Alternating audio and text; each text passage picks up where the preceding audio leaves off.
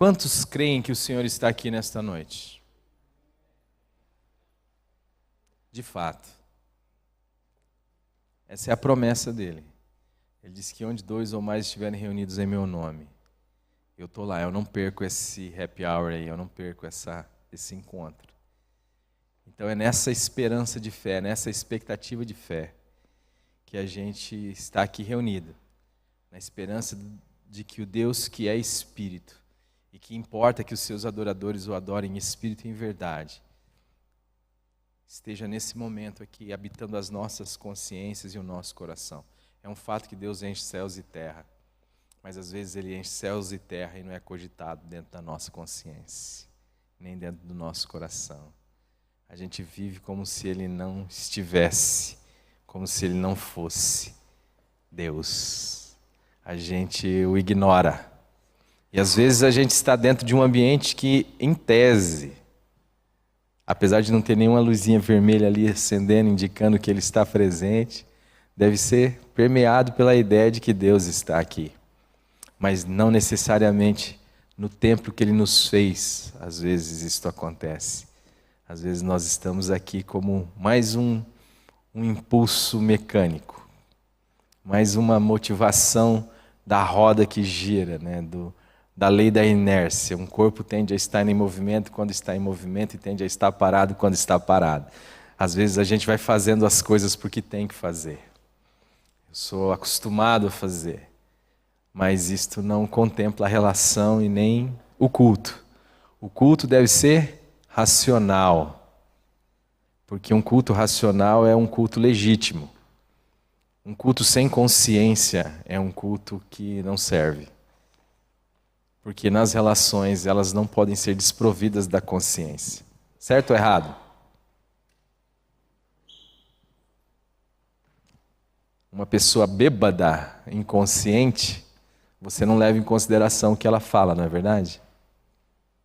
Ou pelo menos não deve levar. Mas uma pessoa sóbria, você leva em consideração o que ela diz e ela vai arcar com as responsabilidades do que está dizendo. Por isso, um culto onde a gente está sem a consciência da presença de Deus e do que significa o culto, valeu, Cacá? Não tem significado para Deus. Ele não vai levar em consideração a nossa reunião, o nosso esforço de estar aqui, nada disso. Mas eu gostaria de chamar a atenção dos irmãos nesse comecinho para que a gente pense nisso. Para que a gente saiba que Deus está aqui nesta noite e nós vamos ouvi-lo em nome de Jesus. Não porque esse ou aquele está falando, mas porque Ele fala por meio da sua palavra. E Ele vai falar ao coração de cada um de nós nessa noite. Amém? Curva a sua cabeça. Pai querido, em nome do Senhor Jesus Cristo, essa é a nossa expectativa e esperança de fé. Que o Senhor venha falar e trazer vida por meio da tua palavra a cada um de nós aqui. Eu peço que o diabo seja repreendido em nome de Jesus. Aquele que busca tapar os ouvidos, aquele que busca impedir a visão, seja ele mesmo repreendido por ti agora, Pai. E que em nome de Jesus, nesta noite, Senhor, os tapões dos ouvidos sejam arrancados, que as escamas dos olhos caiam por terra, Senhor, e que a vida brote, porque a tua palavra é espírito e vida. Santifica o teu nome em nós. Opera em nós nessa noite, nós carecemos, nós pedimos por misericórdia em nome de Jesus. Amém.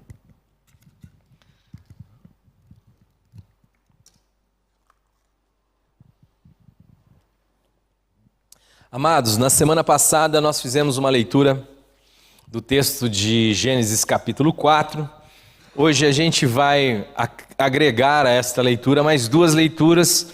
E eu gostaria então que você dedicasse a sua atenção, a sua energia, fizesse com que esse tempo tivesse de fato significado. Se você está aqui para ouvir a palavra de Deus, então que você preste atenção no que a palavra de Deus nos diz. A primeira porção das Escrituras Sagradas que eu quero ler está no capítulo 30 do livro de Deuteronômio. Capítulo 30 de Deuteronômio.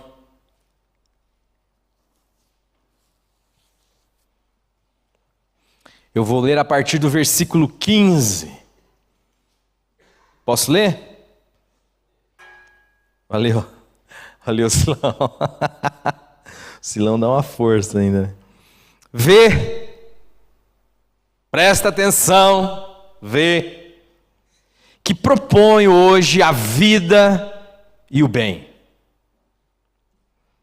Eu tenho uma proposta hoje para você. A vida e o bem, por um lado, e a morte e o mal, por outro. Se guardares o mandamento que hoje te ordeno, que ames ao Senhor teu Deus, ande nos seus caminhos e guarde os seus mandamentos, e os seus estatutos e os seus juízos, então viverás e te multiplicarás, e o Senhor teu Deus te abençoará na terra a qual passas a possuir. Porém, se o teu coração se desviar, e não quiseres dar ouvidos à voz, e não quiseres dar ouvido e fores seduzidos, e te inclinares a outros deuses, e os servires, então, hoje te declaro, que certamente perecerás, não permanecerás longo tempo na terra a qual vais passando o Jordão para possuíres. Os céus e a terra tomo hoje por testemunha contra ti, que te propus a vida e a morte, a bênção e a maldição. Escolhe, pois, a vida, para que vivas tu e a tua descendência, amando ao Senhor teu Deus, dando ouvidos à sua voz e apegando-te a Ele, pois disto depende a tua vida e a tua longevidade, para que habites na terra que o Senhor, sob juramento, prometeu dar a teus pais, Abraão, Isaque e Jacó. Mateus, capítulo 26.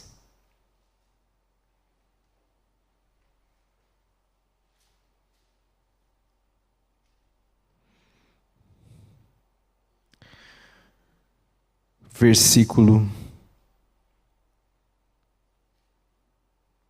Deixa eu só achar o versículo aqui, meu amado.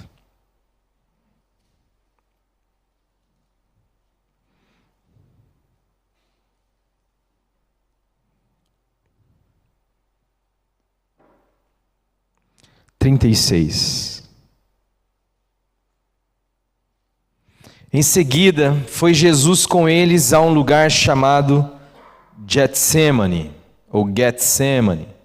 e disse aos seus discípulos: assentai-vos aqui enquanto eu vou ali orar. E levando consigo Pedro e os 2 filhos de Zebedeu, começou a entristecer-se e a angustiar-se. Então lhes disse: a minha alma está profundamente triste, até a morte. Fica aqui e vigiai comigo.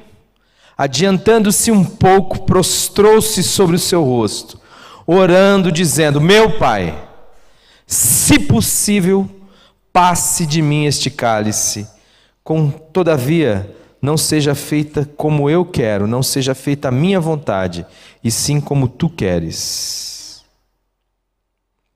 Santo Espírito, esta é a tua palavra, em nome de Jesus nós clamamos que o Senhor nos a revele.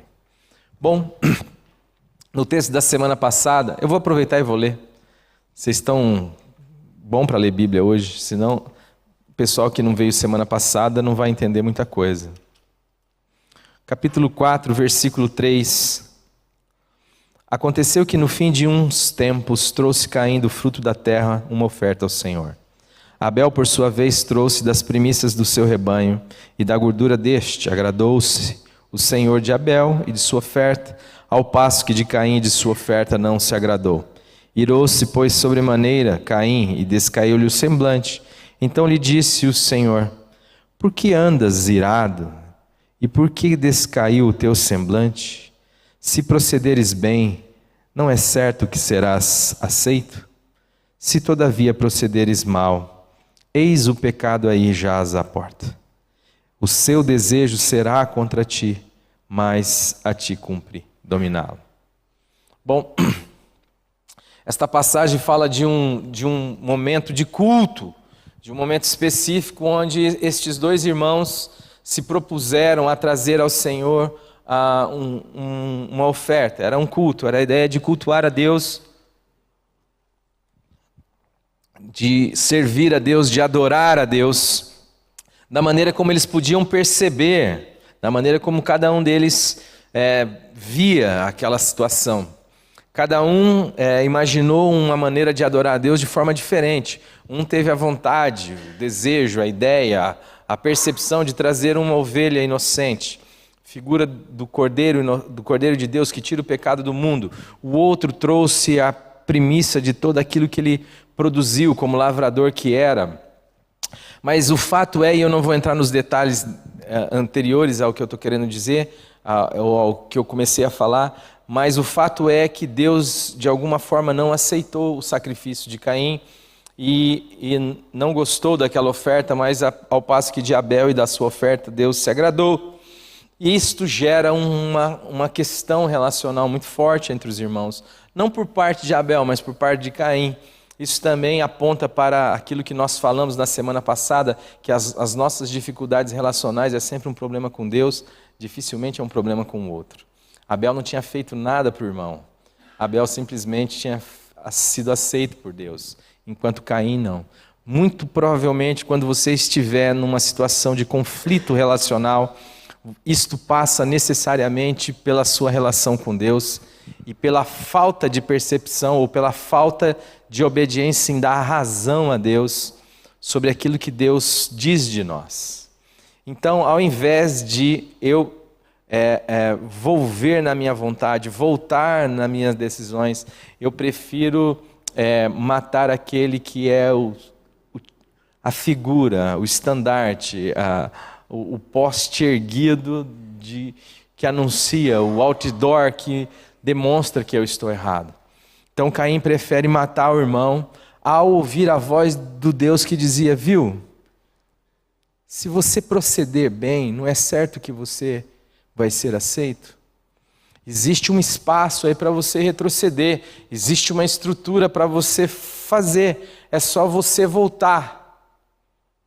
É só você voltar que as coisas estarão de fato resolvidas. Isto aponta para uma situação onde a vontade de Caim começa a imperar em detrimento de uma outra vontade que era a vontade de Deus. Tem uma vontade em Caim, apesar do seu erro, apesar aquilo que ele fez de alguma forma não foi aceitável para o Senhor, mas havia ali um espaço para que de fato ele voltasse e simplesmente refizesse aquele processo, refizesse aquele caminho, refizesse aquela jornada, não andasse como ele andou, não fizesse como ele fez, não se apresentasse como ele se apresentou. Era simplesmente a opção de voltar atrás e tomar um outro caminho, um caminho que era contrário agora àquilo que ele tinha feito como vontade. Muitas vezes isso acontece na minha e na sua vida. Nós tomamos um caminho e no percurso desse caminho, Deus, por sua graça e por sua misericórdia, nos revela que tomamos um caminho errado. E muitas vezes nós, como obstinados, permanecemos naquele caminho porque não queremos dar razão a Deus de que o caminho que tomamos é um caminho equivocado, de que o caminho que tomamos é um caminho que serve para nos justificar, que serve para nos afirmar, que é a expressão daquilo que nós entendemos como bom. Não nos parece bom a palavra de Deus, a orientação de Deus, aquilo que Deus diz. Mesmo que a gente a conheça, mesmo que de alguma forma a gente intua ela, nós permanecemos obstinados no nosso caminho, ao invés de retroceder e voltar para a realidade e dizer, Senhor, o Senhor é Deus, eu não sou Deus. Se eu quiser propor um caminho para mim, independente do seu, ou paralelo ao teu, ou como uma proposta ao caminho que o Senhor tem, certamente eu estou me vendo como alguém muito mais qualificado que o Senhor. Eu estou me vendo como alguém melhor do que o Senhor, como alguém que sabe as veredas da vida mais do que o Senhor. É isso que está sobre mim, sobre a minha vida. Quando nós, de alguma forma, não aceitamos a correção que vem do Senhor por meio da sua palavra, quando nós achamos que aquilo que temos para nós, os nossos planos, os nossos projetos, a nossa maneira de entender, de avaliar e de medir todas as coisas, é melhor do que a maneira de avaliar e de medir todas as coisas de Deus. Nós, neste momento, estamos assumindo a realidade de que Deus somos, ainda que Deus das nossas próprias vidas, Deus das nossas próprias histórias. E Deus está chegando aqui dizendo assim: queridão, volte à sobriedade.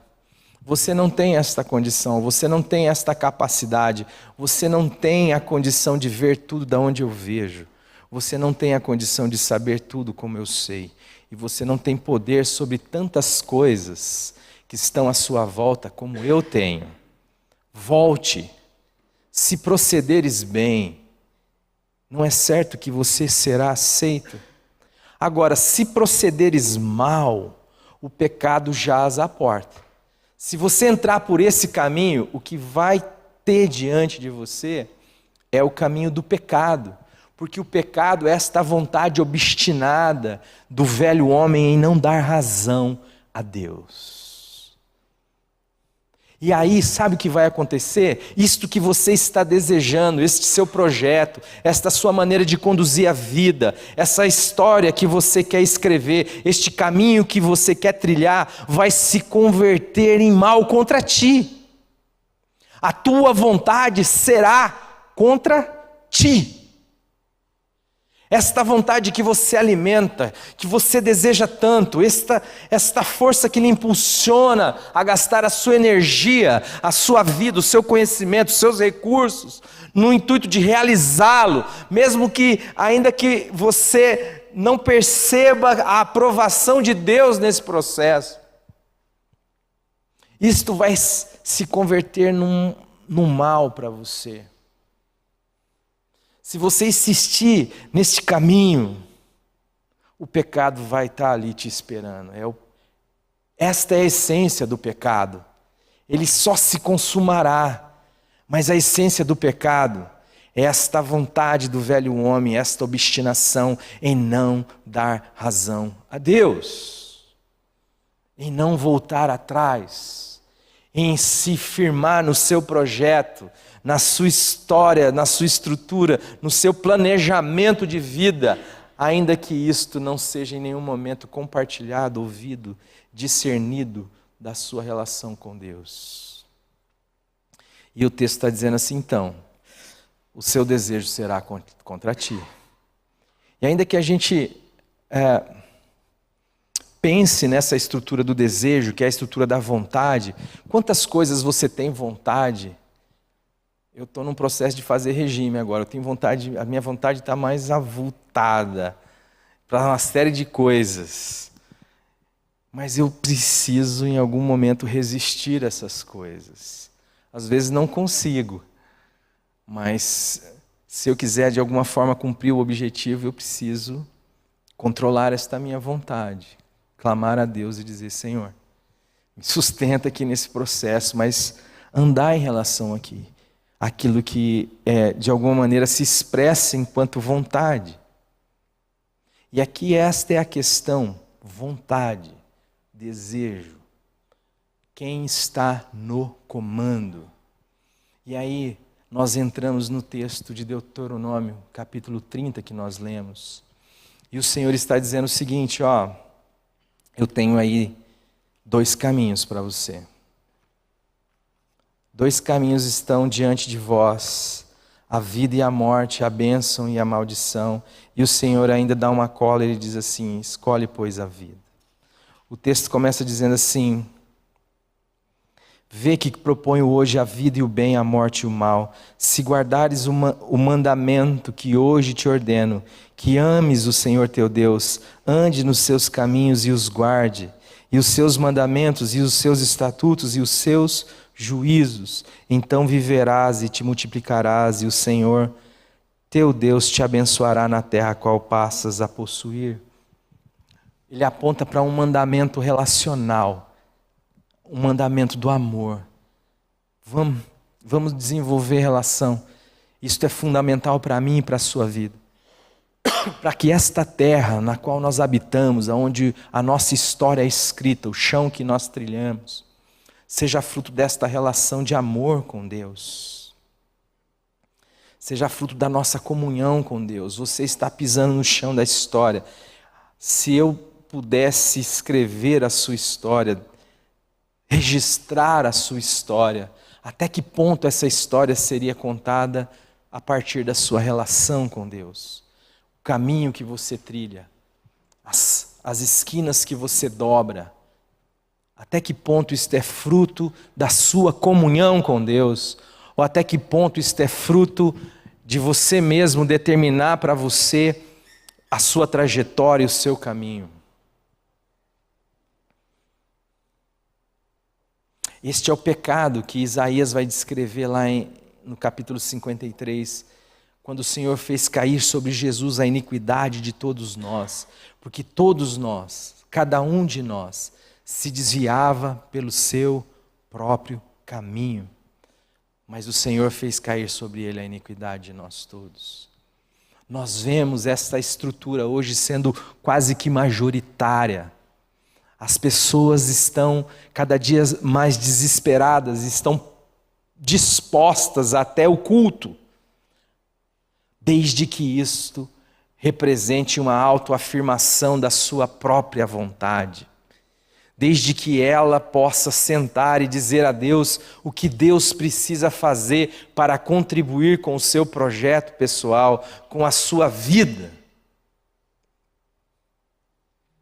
Eu estou disposto a cultuar e a oferecer coisas que de alguma forma são importantes e significativas para mim, desde que Deus faça do jeito que eu estou lhe pedindo para fazer, para não dizer lhe ordenando, como alguns ainda vão ressaltar. E aí o Senhor está dizendo, não, você precisa guardar o mandamento que hoje eu te dou. O mandamento que eu te dou começa, ame o Senhor teu Deus. Vamos andar junto, vamos nos relacionar. E o texto também fala de mandamentos, de instruções, e o texto também fala de juízos.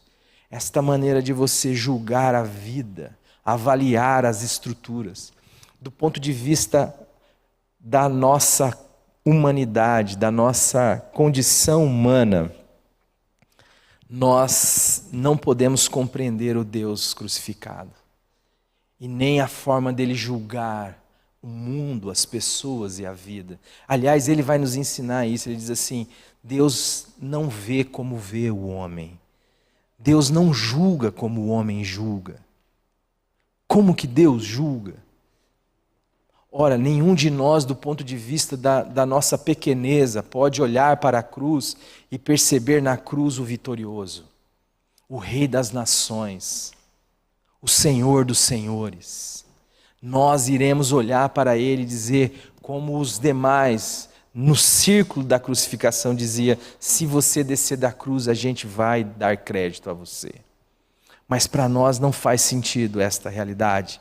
A cruz, ela tem este poder de inverter, de causar em nós uma outra mentalidade. E é para isso que eu e você devemos estar abertos. Uma mente aberta para o novo do Evangelho. E o novo do Evangelho põe um fim a este mundo velho.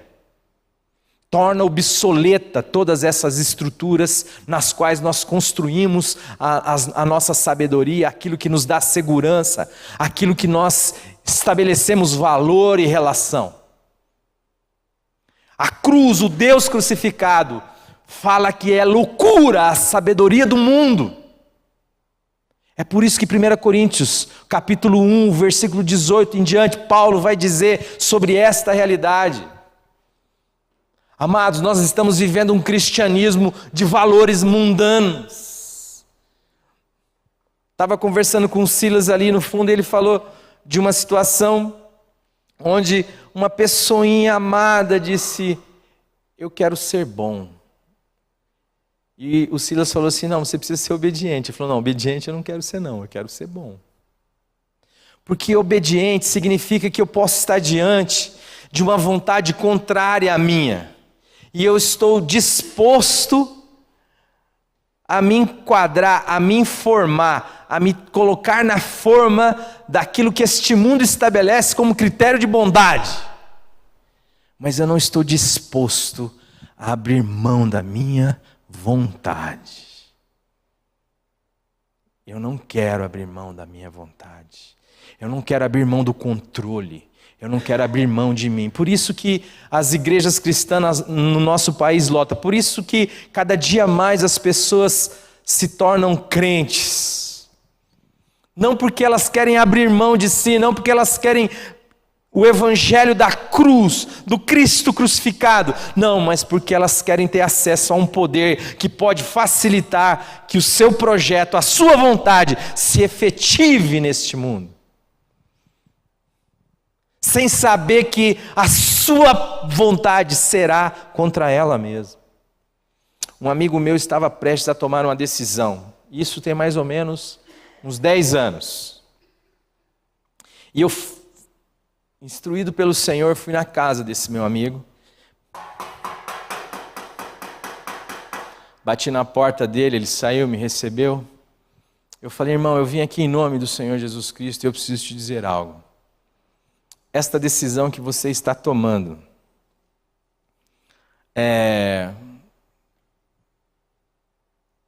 o Senhor disse para você não tomar. E o Senhor disse mais.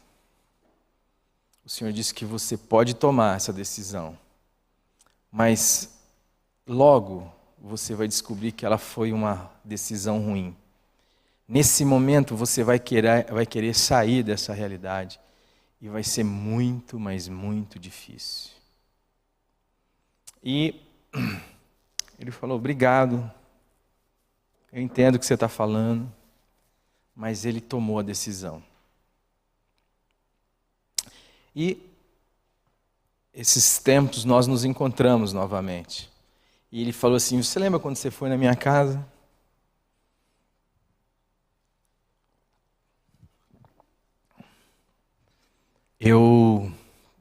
Me avisou sobre aquela decisão? Eu falei: lembro, mano.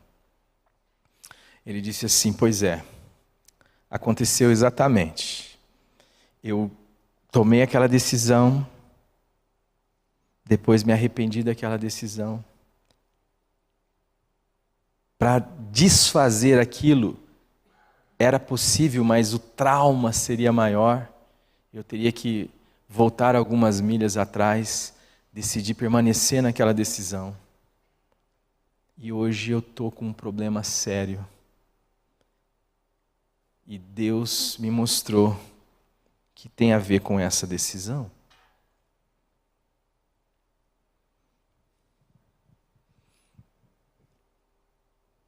Esta é a estrutura que está posta para nós. A vida de comunhão, de amor, para julgar tudo segundo a palavra de Deus e segundo o juízo de Deus. Como que Deus julga a vida? Como que Deus julga as situações, as questões, as circunstâncias, as pessoas? Como que Deus valoriza? Eu quero te dar um exemplo muito simples. Eu fui fazer um velório de uma moça de 28 anos. Fazem mais ou menos um mês e pouco. E ela entenda o que eu vou dizer. O que eu estou dizendo não é sistematizando uma coisa. Pelo contrário, eu estou, de alguma forma, tentando trazer a seguinte mensagem a vocês: compartilhe a vida de vocês com o Senhor. É o que eu preciso fazer com a minha vida. Porque aquilo que é nosso projeto, nosso plano, às vezes ele dá certo, mas porque ele dá certo, a nossa vida dá errado.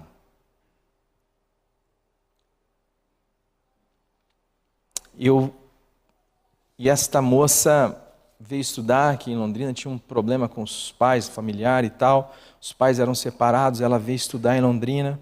Ela se formou em Direito, ela prestou um concurso E ela passou nesse concurso. E ela foi ver lá a cidade, como era a cidade que ela ia tomar posse do seu cargo.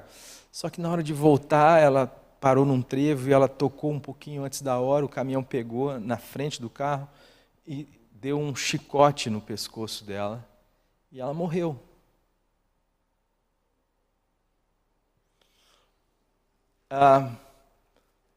Bom, do ponto de vista daquilo que é um projeto, daquilo que o mundo chama de certo, que propõe para mim e para você como um curral a ser trilhado, como um trilho em que um trem deve passar, talvez ela fez tudo certo. Eu fui atender um casal e o casal disse assim, casaram muito novos, e quando casaram, o marido falou assim, mulher, aguenta as pontas que eu vou estudar. E ela falou, beleza. E ela começou a aguentar as pontas de casa e o cara foi estudar. Quando eu terminar de estudar e passar no que eu quero passar, você então vai estudar e eu aguento as pontas de casa. E fizeram perfeitamente. Ele passou num concurso maravilhoso, depois ela passou. Ele ficou durante 3 anos e meio estudando. 3 anos e meio estudando, 10 horas por dia, e ele passou num baita de um concurso. Depois a mulher foi fazer a mesma coisa. Isso foi 7 anos da vida, da relação deles. Depois disso, tiveram o desejo de ter filho. E aí ficaram um tempo para poder conseguir ter filho, me nasce o filho. Mas aquele processo todo, o pessoal que já tem filho aqui sabe como que é, né?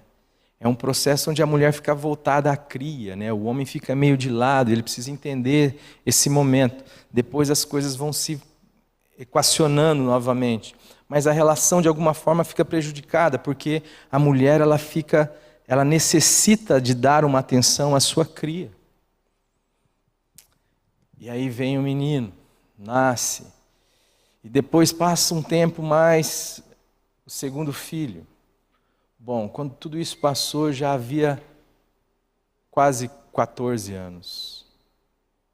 E nesse período todo, eles não se viram, praticamente.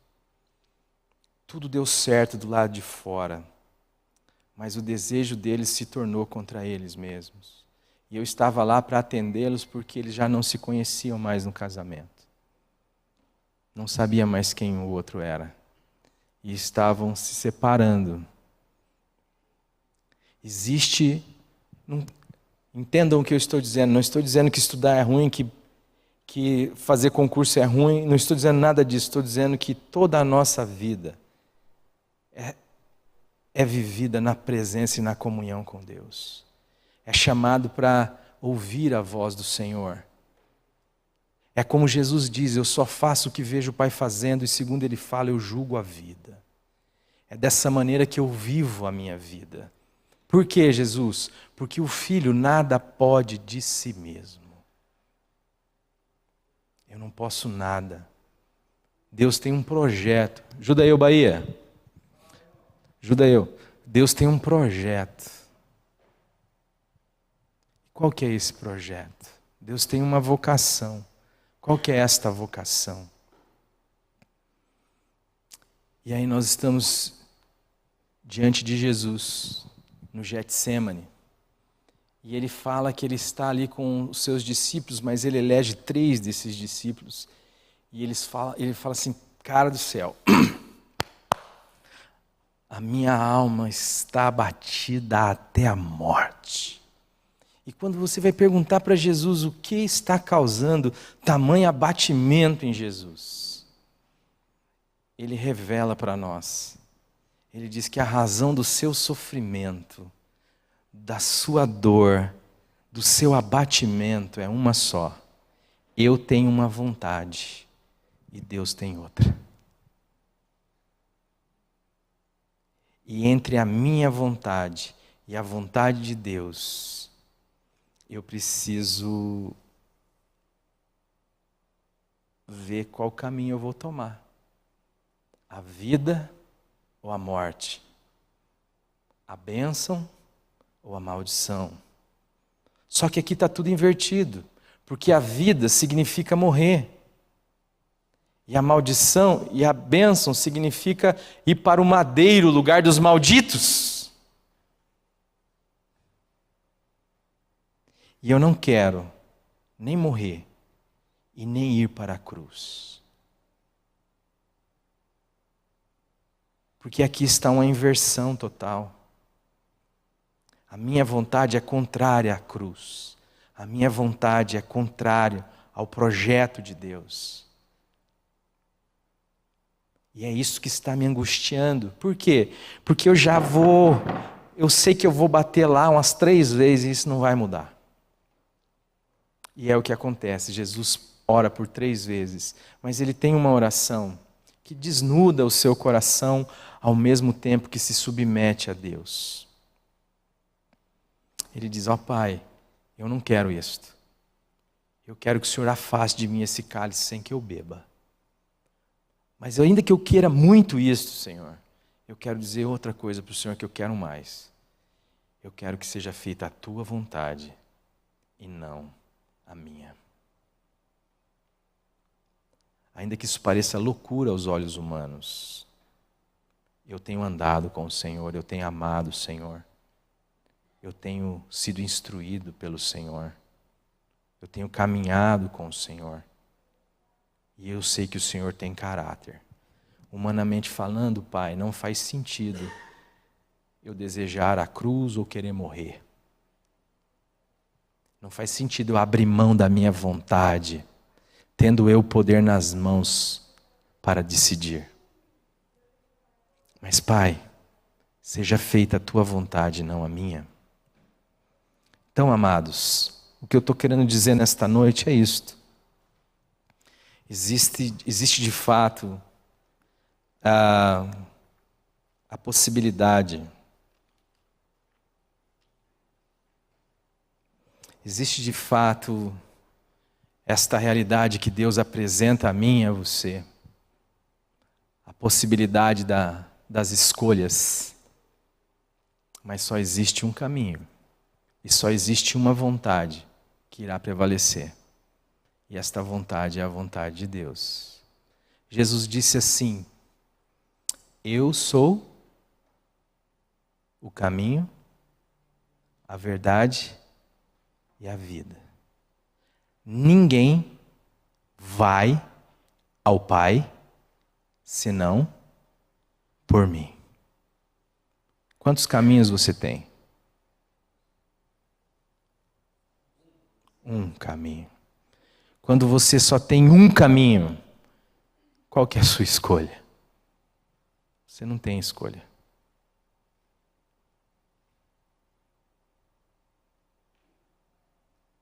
Deus não vai mudar, porque não é Deus que precisa se converter, somos nós. Não é Deus que precisa mudar, é eu e você que precisamos mudar. É eu e você que estamos obstinados à nossa vontade, esquecemos que o do lado também tem uma vontade obstinada. E num país, ou melhor dizendo, num mundo onde hoje nós temos quantos? 6, 7 bilhões de vontades obstinadas, tem gerado este mundo maravilhoso que você pode ver.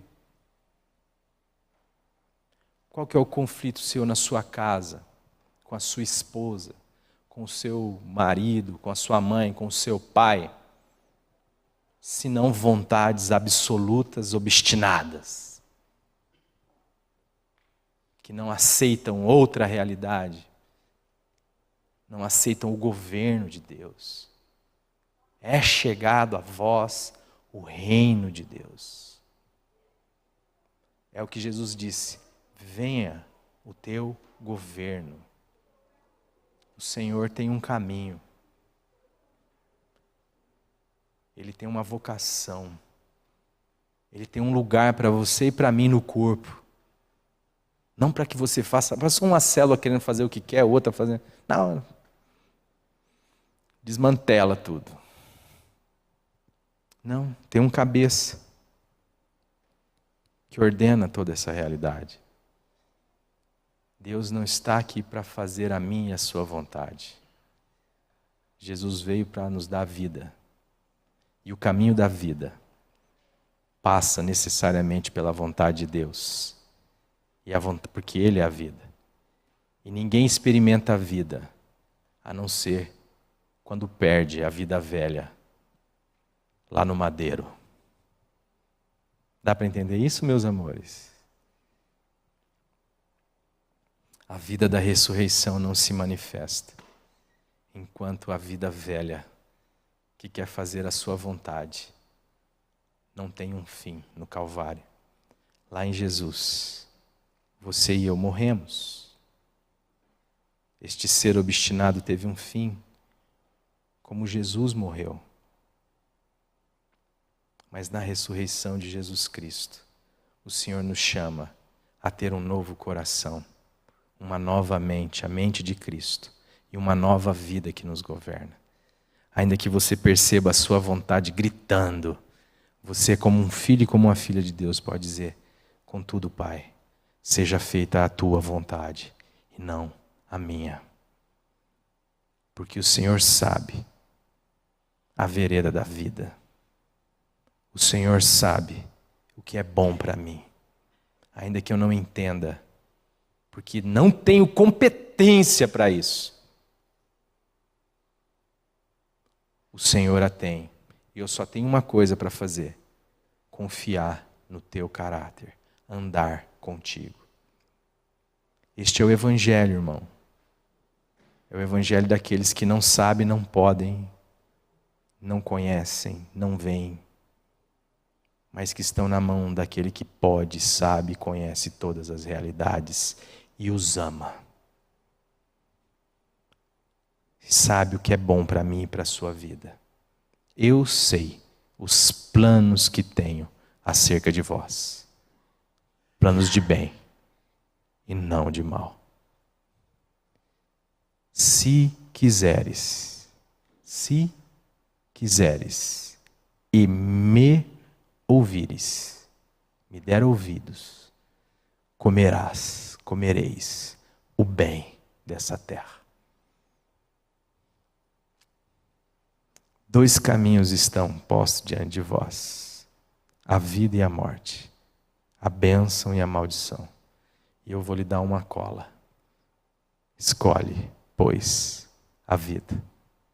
Que eu e você, amados, mesmo diante de tantas possibilidades, possamos deixá-las de lado como se nada fosse, em prol de uma única vontade, a de Deus.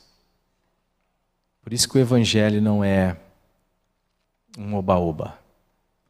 Por isso que o discipulado de Cristo não é que suco. Se alguém quiser ser meu discípulo, negue-se a si mesmo. Negue a sua própria vontade. Dia a dia, tome a sua cruz. Então, venha após mim. Mas pastor, isso daí não vai encher a igreja. Isso não deixa a igreja crescer. Não, filhão, esta é a única mensagem que faz crescer a igreja. A diferença é que só cresce a igreja. Há uma diferença entre a igreja de Jesus Cristo e um ajuntamento de gente que acha que Deus está ali para fazer a sua vontade. A vontade de Deus já está expressa no Cristo crucificado. E Ele fez isso porque nos ama. Capite? Dá para entender? É loucura, né? Isto é graça. É Deus dando, fazendo tudo. Está consumado. Quem quiser, venha a mim e beba. Quem quiser deixar a sua vontade de lado, venha a mim e beba. A água da vida. Você quer?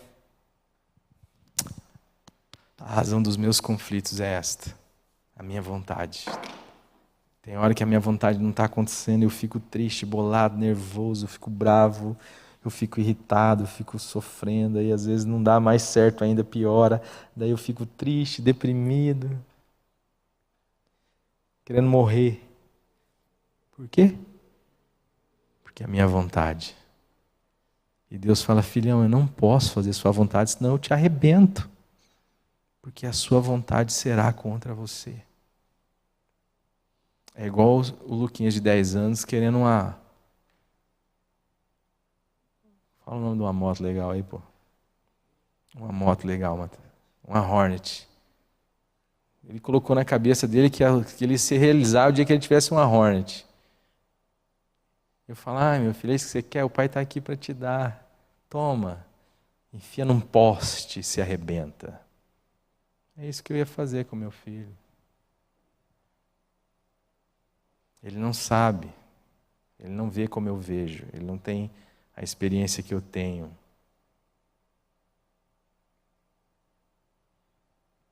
De tal forma que eu seria um pai... Nem de pai poderiam me chamar se eu fizesse isso. E às vezes eu vou dizer não a ele, sabe o que ele vai fazer? Ele vai ficar bravo. Ele vai ficar sem conversar comigo, ele vai ficar irritadinho. Por quê? Porque eu não dei o que ele queria. Porque eu não dei o desejo dele que seria contra ele depois. Mas ele vai aprendendo com o tempo que eu o amo. E que os nãos têm a ver com o amor. E os sims também. Que eu e você, entendamos que a nossa vida não é para ser gasta conosco, nem com os nossos interesses, nem com os nossos projetos, mas é para ser dada como um sacrifício vivo, santo e agradável diante de Deus, que é a maneira de a gente cultuar Ele com razão. Deus, o Senhor precisa de alguém? O Senhor não precisa de ninguém, mas o Senhor quer usar alguém? Está aqui os meus braços, está aqui a minha vida, a minha existência. Usa-me a mim. O Senhor precisa enviar alguém? Envia-me a mim. O Senhor precisa tocar em alguém? Está aqui a minha mão. Aonde? Culto é a vida, amados. O Evangelho é esse chamado. Se você quer isso, curva a sua cabeça. Pai querido, nós pedimos perdão em nome de Jesus. Pedimos que o Senhor nos dê a graça de te conhecer profundamente, Senhor, e de descansar as nossas vidas, a nossa história em Tuas mãos, como Jesus descansou a dele. Que o Senhor nos dê o contentamento, Senhor, com o pão que o Senhor dá. E Jesus vai dizer que o pão que ele comia era fazer a tua vontade. Que o Senhor nos dê alegria e satisfação em fazer a tua vontade e não a nossa. Avive a tua igreja nesta cidade, neste lugar, em nome de Jesus. E que todos os meus amados que aqui estão, que o Senhor trouxe nesta noite, que todos nós, Senhor, possamos ser discípulos do Cristo, daqueles que andam segundo o Senhor, que veem e julgam a vida a partir daquilo que o Senhor faz e diz. Eu peço que o Senhor repreenda o diabo das nossas vidas, que tem como objetivo alimentar os nossos desejos, de fazer com que o nosso ventre se torne o nosso Deus. Nos liberte, Senhor, das garras de Satanás. E nos dê a liberdade da glória dos teus filhos. Em nome de Jesus. Amém. Livraria PIB Londrina. A Livraria PIB Londrina procura selecionar cuidadosamente seus títulos e autores a fim de oferecer conteúdo alinhado com o Evangelho de Jesus Cristo. Bíblias, livros de teologia, filosofia, devocionais, literatura infantil, biografias, comentários bíblicos e muito mais. Dispomos também de um acervo de CDs e DVDs das quase 4.000 mensagens ministradas na primeira Igreja Batista em Londrina. Visite a Livraria PIB Londrina e conheça ainda mais. Livraria PIB Londrina, de segunda a sexta, às 13h30 da tarde, às 6 horas. Endereço: Avenida Paraná 76A, próximo ao Calçadão, no centro de Londrina. Ligue para 3372-8921 e acesse o site www.livrariapiblondrina.com.br.